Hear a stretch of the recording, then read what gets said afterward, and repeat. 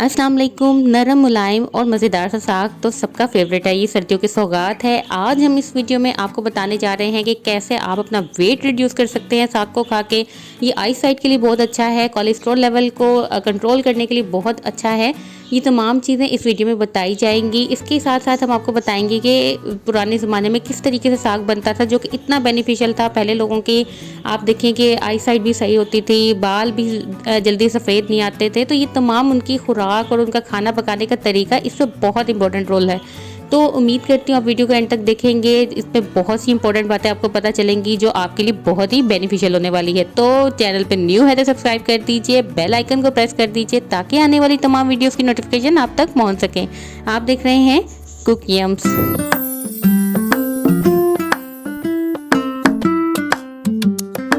चलिए जी, यहाँ हमने लिया साग, हमने सरसों का साग लिया है और इसको देख लीजिए बिल्कुल फ्रेश है। अच्छा, सब्ज़ी को आप कैसे देख सकते हैं कि वो फ्रेश है कि नहीं? आप ये देखिए, इसकी आप कोई भी डंडी या आप कोई भी टहनी या जो है पत्ता ले लीजिए और आप उसको प्रेस करके देखें। अगर उसमें से एक आवाज़ आती है और वो जो है फ़ौरन ही टूट जाता है तो इसका मतलब ये कि वो फ्रेश है।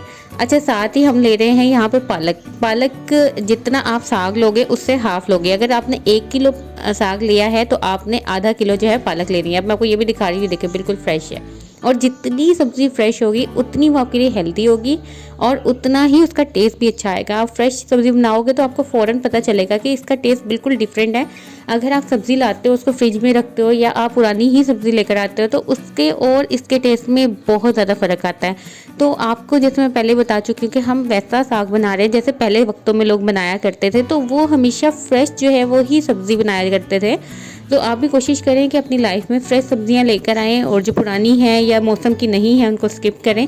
चलिए अब हम इसको बनाते हैं। यहाँ मैंने साग को कट कर लिया है। अच्छा, साग को बहुत बारीक आपने कट करना है, इसको बहुत बारीक करना है। और पालक जो है वो आप इसको थोड़ा सा मोटा भी कट कर सकते हो। ये मैंने साग को अलग कर लिया। अच्छा, अलग अलग कट करना है, आपने इकट्ठे कट नहीं करना। कुछ लोग पालक की जगह जो है वो बाथुर या बथुआ जिसको कहते हैं वो भी ऐड करते हैं, लेकिन क्योंकि अभी बिल्कुल मौसम का स्टार्ट है, वो आया नहीं है, वो मिड में आता है। तो अगर आप वो यूज़ करना चाहते हैं तो आप वो भी यूज़ कर सकते हैं। तो ये देख लीजिए, ये दोनों चीज़ें। अच्छा, जो न्यू साग आता है ना, उसमें एक और चीज़ होती है कि उसमें थोड़ा सा तुर्शपन होता है। तो उसको कैसे दूर करेंगे? सबसे पहले वो काम करेंगे कि हम उसको बॉयल करेंगे। ठीक है, उसको हम बॉयल करेंगे, 1 से 2 उबाले आए और ताकि इसका जो तुर्शपन है ना वो ख़त्म हो जाए। अभी तक हमने पालक को कुछ भी नहीं किया, जबकि हमने साग को जो है ना वो बॉयल कर लिया है। और जब ये बॉयल हो जाएगा तो हम इसके अंदर से जितना भी पानी है उसको स्ट्रेन कर लेंगे, उसको निकाल देंगे। और जो पालक है ना वो जल्दी पक जाती है, लेकिन जो साग है वो टाइम टेकिंग होता है, साग को पकने में टाइम लगता है। इस वजह से हम साग को काटते भी जो है बारीक हैं। और पालक अगर आप मोटी भी काट लें तो कोई इशू नहीं होता। अच्छा, यहाँ पे हम लोग पालक की आपको डिफरेंट रेसिपीज़ बता चुके हैं। हमने क्रीमी पालक भी बनाई थी, वो भी बहुत मज़े की थी। अगर आपने वो अभी तक नहीं वॉच की तो आपको ज़रूर वॉच कीजिए। उसका मैं लिंक जो है आई बटन में दे देती हूँ, बहुत ही टेस्टी बनी थी। अब ये देखिए, मैंने इसको स्ट्रेन कर लिया है और अब मैं इसे एक पतीले में ऐड कर रही हूँ और साथ ही मैंने इसमें पालक भी ऐड कर दी। अच्छा, पालक और साग अब इकट्ठे ऐड कर दिए। अब हम इसमें पानी डालेंगे। पानी इसमें बहुत ज़्यादा डालना है क्योंकि अच्छा, यहाँ पे मैं इसको ओवरनाइट पका रही हूँ, लेकिन अगर आपके पास टाइम कम है तो इसको 2 से 3 लाजमी पकाएं। और अगर आपके पास मज़ीद टाइम कम है तो फिर आप प्रेशर कुकर का यूज़ कर सकते हैं। और इसमें मैंने पानी ऐड कर लिया है और अब मैं जो है इसको बॉयल करूँगी। अच्छा, पानी जो है वो इससे काफ़ी ऊपर होना चाहिए। मैं अब आपको दिखा रही हूँ कि सरफेस पे काफ़ी ऊपर होना चाहिए ताकि ये अच्छे तरीके से पक सके। और अब हम इसको रखेंगे, पहले हाई फ्लेम करेंगे और फिर उसके बाद जो है फ्लेम को हम लो कर देंगे और इसको कवर करके रख देंगे ताकि ये ओवरनाइट पके। जितना अच्छा पकेगा उतनी जल्दी घुलेगा भी, प्लस ये है कि इसका टेस्ट बहुत अच्छा आएगा क्योंकि जो साग है वो सॉफ्ट ही अच्छा लगता है। अच्छा, साथ इसमें नमक भी ऐड करना है। आपने अपने हस्बे जायका जो है वो नमक ऐड कर ले। मैं यहाँ पे 2 टीस्पून जो है वो ऐड कर रही हूँ क्योंकि अभी जो पत्तों के अंदर एक नमक आ जाएगा ना, उससे टेस्ट बहुत अच्छा हो जाएगा। अच्छा, इससे पहले जो मैंने साग को जो बॉयल किया था ना, उसमें मैंने कुछ भी ऐड नहीं किया था। बट अब जब मैं ये दोनों चीज़ों को कर रही हूँ तो फिर मैंने क्या किया है कि इसमें नमक ऐड कर दिया ताकि एक अच्छा सा टेस्ट इसमें आ जाए। अच्छा, इसमें मैंने और कुछ भी ऐड नहीं किया, सिर्फ और सिर्फ नमक ऐड किया। और अब ये देख लीजिए ये पकना शुरू हो गया है। अब मैं इसको थोड़ा थोड़ा प्रेस करूँगी चम्मच से, एंड देन जो है मैं फ्लेम को लो कर दूँगी, बिल्कुल लो कर देना है और इसको ओवरनाइट रख दें।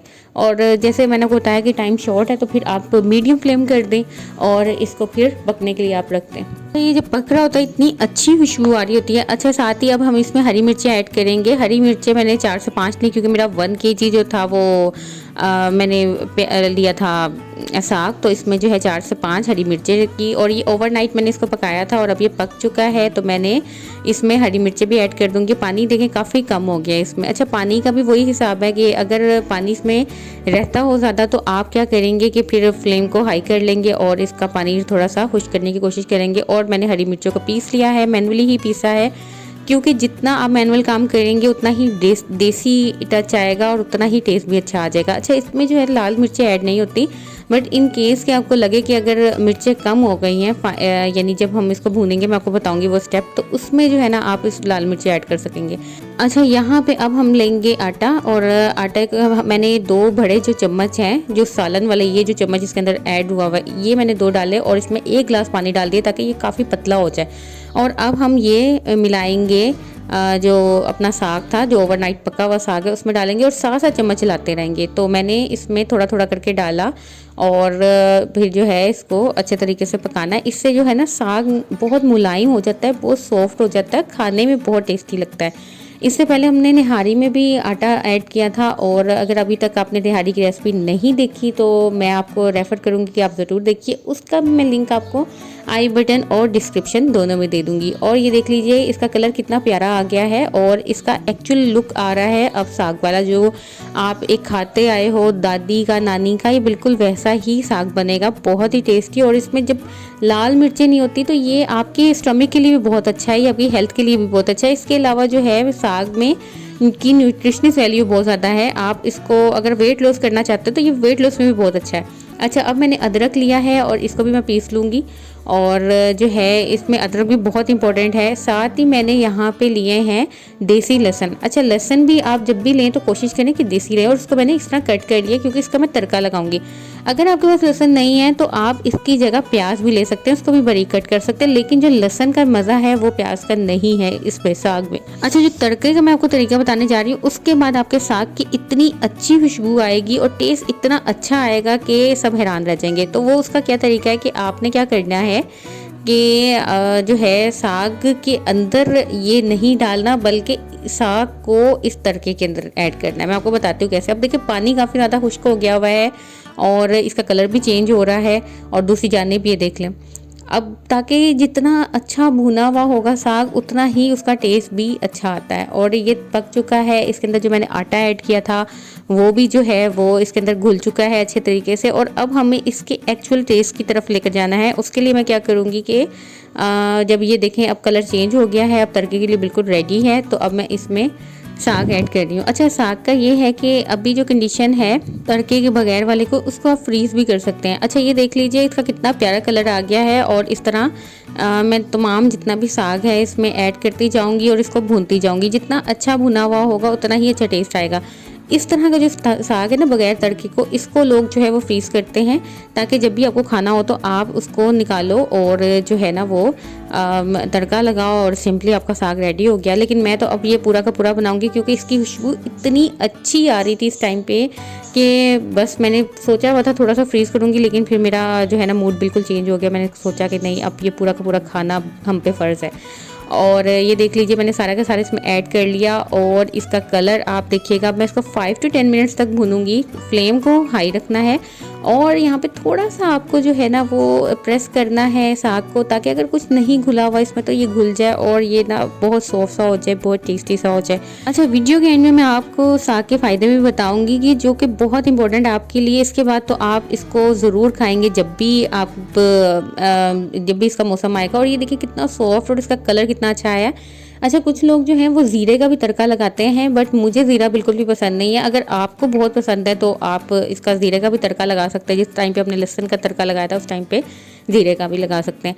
अच्छा, अब जो मेन इसका टेस्ट आता है वो आता है देसी घी के साथ। देसी घी की भी रेसिपी आपको डिस्क्रिप्शन और आई बटन दोनों में मिल जाएगी। ये होममेड देसी घी था, बहुत ही रिजनेबल बन जाता है, लाइक फ्री ऑफ कॉस्ट है। अगर आपके घर में फ्रेश मिल्क आता है तो फिर तो आप घर में इजीली बना सकते हैं। और मैंने आपको थोड़ी सी मलाई से बहुत ज़्यादा घी निकालने का तरीका बताया हुआ है, तो आप ज़रूर उसको देखिए। और देखिए मैंने इसमें ऐड कर रही हूँ और इसकी लुक बहुत ही टेस्टी आ रही है। चलें अब इसके फ़ायदों की तरफ चलते हैं कि इसके क्या क्या फ़ायदे हैं। सबसे पहला फ़ायदा तो ये है कि ये आपके हार्ट की हेल्थ के लिए बहुत अच्छा है, यानी ये एंटीऑक्सीडेंट होते हैं इसमें। इसके अलावा इसमें आयरन होता है, आइज़ हेल्थ के लिए बहुत अच्छा है, कोलेस्ट्रॉल को कंट्रोल करने में बहुत हेल्प करता है, यानी आप खाली यही खा लें, आप विदाउट रोटी खा लें, बहुत अच्छा है ये। और इसके अलावा ये डाइट्री फाइबर इसमें होता है बहुत ज़्यादा, जिसकी वजह से आपका वेट जो होता है वो रिड्यूस होता है। इसके अलावा जिनको कॉन्स्टिपेशन का प्रॉब्लम होता है ये वो सॉल्व करता है। इसके बेशुमार फ़ायदे हैं, जो इसके शौकीन हैं वो इन तमाम फ़ायदों से इस्तेफ़ादा हासिल कर सकते हैं। उम्मीद है आपको ये वीडियो पसंद आई होगी, इसको ज़रूर ट्राई कीजिएगा। ये वाकई में वाकई बिल्कुल सच्ची बात है, बहुत टेस्टी बना था, बहुत ही ज़्यादा टेस्टी बना था। और आप ये रेसिपी फॉलो करेंगे तो आप कभी भी ये नहीं कहेंगे कि ये अच्छा नहीं बना, बहुत ही अच्छा बना था। और इसकी खुशबू, ओ माय गॉड, कभी आप भूल नहीं सकते, इतनी मज़े की बनती है। तो चैनल पे न्यू है तो सब्सक्राइब कर दीजिए, वीडियो को ज़रूर एक लाइक दीजिए ताकि हमारी हौसला अफजाई हो, हम मज़ीद वीडियोस लेकर आएँ। और इससे रिलेटेड कोई भी क्वेश्चन हो तो आप कमेंट में ज़रूर पूछ सकते हैं। अच्छा, मैंने आपको लाल मिर्च का मैं भूल गई बताना, तड़के वाले स्टेप से पहले आप लाल मिर्च इसमें ऐड कर सकते हैं, उससे टेस्ट भी पे कोई इतना खास फ़र्क नहीं पड़ेगा। बट ये है कि मैं आपको रेफ़र ये करूँगी कि लाल मिर्चों से बहुत दूर रहे, वो आपकी सेहत के लिए अच्छी नहीं है। अपना ख्याल रखिए, अल्लाह हाफिज़।